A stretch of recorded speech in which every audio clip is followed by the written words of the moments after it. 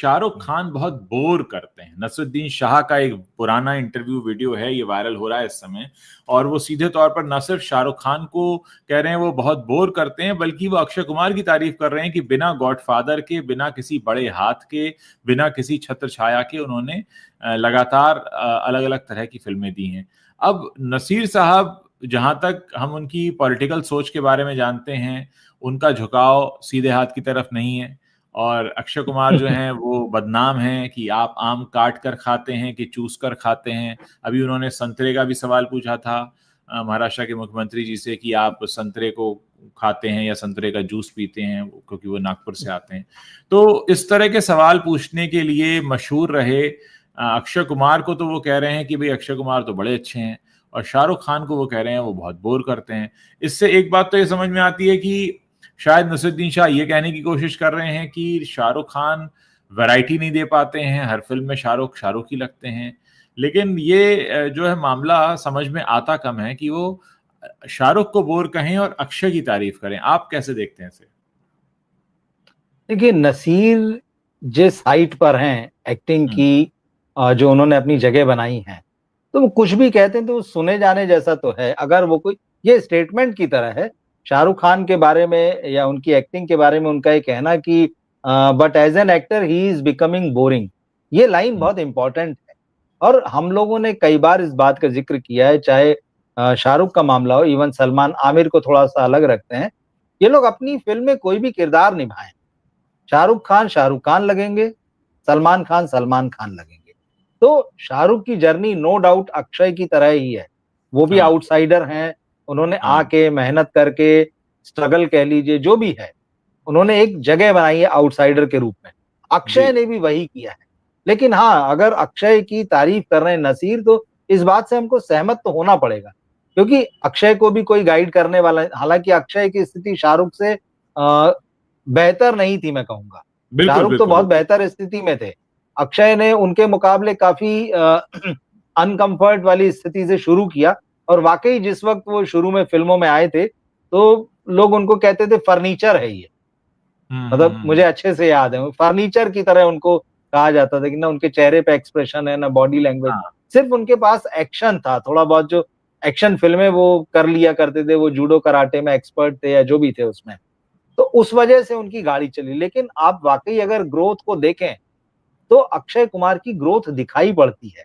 भले ही इधर उनकी फिल्में नहीं चली, मगर बीच बीच में उन्होंने ऐसा काम किया है जिसको आप नोटिस करेंगे और जिसमें आप कहेंगे कि अक्षय कुमार एक्टिंग कर रहे हैं और उन्होंने अच्छे रोल किए हैं। अब ये अलग बात है कि उनका किधर पॉलिटिकल झुकाव है, उसका उनको फायदा हो रहा है, नुकसान हो रहा है, क्योंकि चीजों का राजनीतिकरण इन्हीं लोगों ने किया है। दर्शक तो आपको सिर्फ कलाकार के रूप में देखना चाहता है, वो आपको उसी रूप में प्यार करता है। लेकिन फिर जब आप उससे इतर कुछ होते हैं और फिर जब आप कुछ दूसरे मैसेज देने की कोशिश करते हैं, तो मामला गड़बड़ाने लगता है। तो मुझे लगता है अक्षय कुमार उसके शिकार तो हुए हैं। उन्होंने जिस तरह से अपने आप को एक साइड में खड़ा किया है, तो स्वाभाविक है जब आप साइड लेंगे, एक साइड में रहेंगे तो दूसरी साइड आपसे छूट जाएगी। आर्टिस्ट जो होता है उसको दोनों तरफ के लोग प्यार करते हैं। तो अक्षय का लेकिन उनकी एक्टिंग की ग्रोथ को बिल्कुल इनकार नहीं किया जा सकता। अक्षय देखिए, एक्शन में वो जमे, उन्होंने कॉमेडी की, उन्होंने सेंसिटिव रोल किए, मतलब ऐसा उनकी कॉमिक टाइमिंग जबरदस्त है। शाहरुख खान से आप तुलना कर लीजिए, शाहरुख खान कॉमेडी में उनके सामने नहीं टिकते जो अक्षय ने कॉमेडी की है ना। शाहरुख का अपना एक रोमांटिक वाला ऑरा है, एक वो अलग चार्म है। लेकिन ऐसा नहीं, अक्षय कुमार ने भी रोमांटिक फिल्में की हैं और अच्छी फिल्में की। तो मुझे लगता है अगर नसीरुद्दीन ये कह रहे हैं कि भाई अक्षय कुमार की जो ग्रोथ है वो बहुत अच्छी है, और वो वाकई उन्होंने खुद को एक्टर के रूप में, जबकि उनको कुछ नहीं आता था वहां से शुरू करके। शाहरुख खान तो ट्रेंड एक्टर के रूप में आए थे, दिल्ली में वो अभिनय सीख रहे थे, रंगमंच के कलाकार थे, सीख कर आए थे। अक्षय के बारे में हमको ये चीज नहीं पता चली, ये चीज नहीं मिलती है। वो तो बहुत रॉ आए थे, लेकिन उन्होंने धीरे धीरे सीखा, तो ग्रोथ तो अक्षय में दिखाई पड़ती है। और शाहरुख के बारे में मैं इस बात से सहमत हूं, मतलब कि भले ये पुराना इंटरव्यू और अभी रीसरफेस हुआ, इस पर बातें हो रही है, किसी को अच्छी भी लग सकती है, किसी को बुरी भी लग सकती। तो मैं नसीर साहब की इस बात से बिल्कुल सहमत हूं कि अक्षय में ग्रोथ दिखाई पड़ता है एज एन एक्टर। उन्होंने कुछ रोल बहुत अच्छे किए हैं, लेकिन वो कुछ राजनीतिक कारण जो है उनकी वजह से उनका नुकसान हुआ है या जो भी हुआ है, लेकिन शाहरुख खान में वो उस तरह से ग्रोथ नहीं दिखता है। और अगर जब आपको ग्रोथ नहीं दिखता और आप एक ही एक जैसा काम करते हैं, सिर्फ ऊपर ऊपर बदलते हैं, तो फिर कहीं ना कहीं बोरिंग तो नजर आएंगे ही आप। देखिए, शाहरुख खान पर अगर कुछ लिखा जाए, किताब लिखी जाए, कुछ बात लिखी जाए, टिप्पणी की जाए, तो बहुत लिमिटेड होगी, क्योंकि वो उनका दायरा बड़ा सीमित रहा है। एक ही तरह के रोल, एक ही तरह के लोगों के साथ काम, एक ही तरह की हीरोइंस को रिपीट किया है, एक ही तरीके की लगभग कहानियां। एक टाइम तो वो पूरा एनआरआई सिनेमा ही कर रहे थे करण जौहर के साथ। तो शाहरुख खान ने हमें वैरायटी नहीं दी है। शाहरुख खान ने हमें एक चीज दी है, हर बार हाथ फैलाकर खड़े हो जाना, रोमांटिक रोल कर लेना।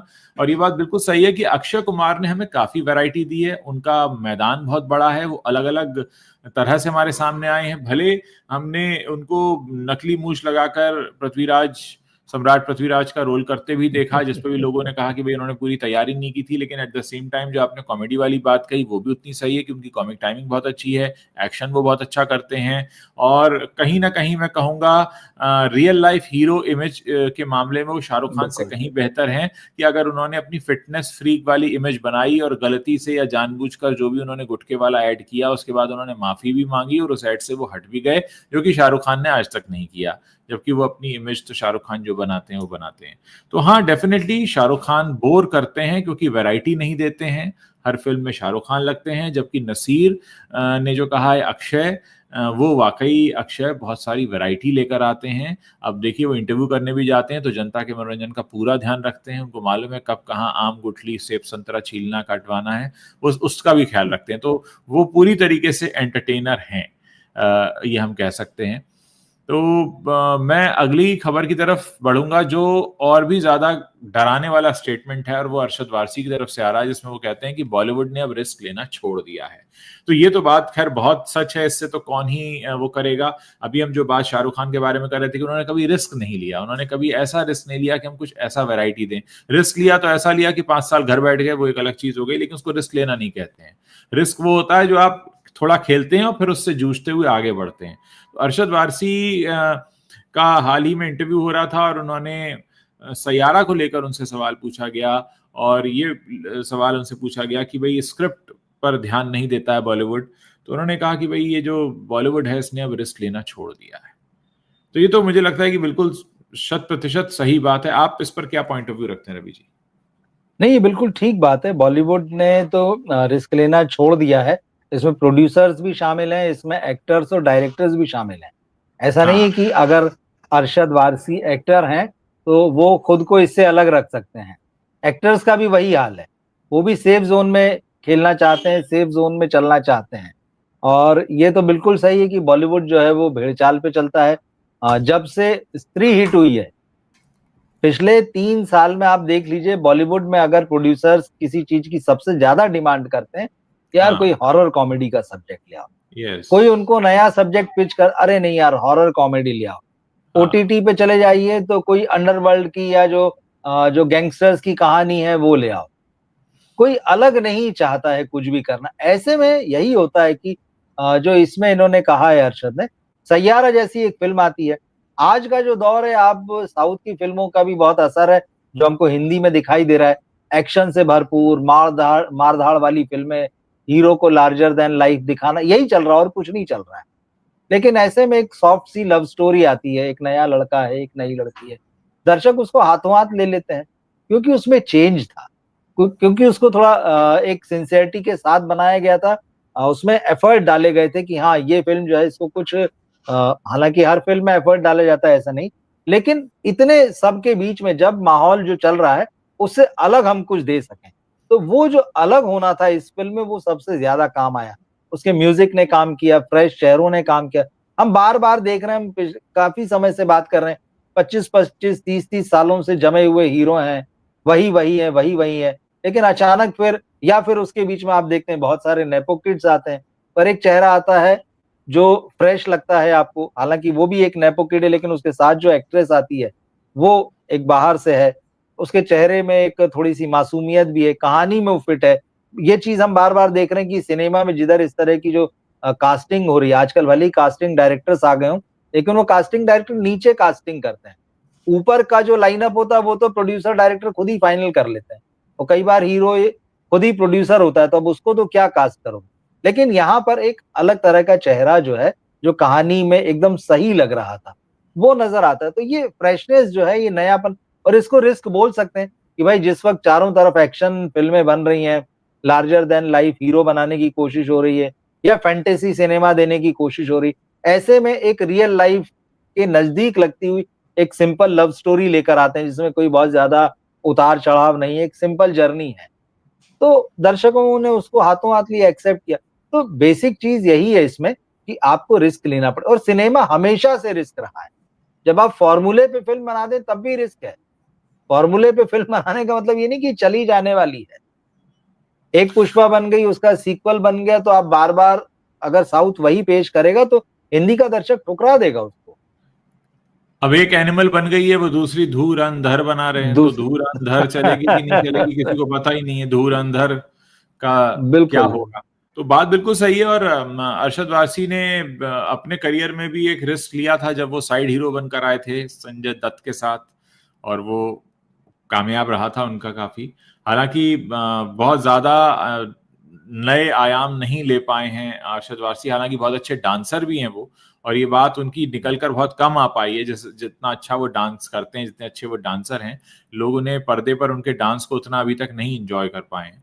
लेकिन हाँ, ये बात सही है कि बॉलीवुड ने रिस्क लेना छोड़ दिया, और ये बहुत अच्छी बात है कि ये सारी बातें बॉलीवुड के अंदर से ही निकल कर आ रही हैं। ये बॉलीवुड वाले खुद कह रहे हैं, यानी इन्हें कहीं ना कहीं ये बात रियलाइज हो चुकी है। और अगर अपने ही लोग बोलते हैं तो फिर चीजें लोगों को समझ में भी आता है।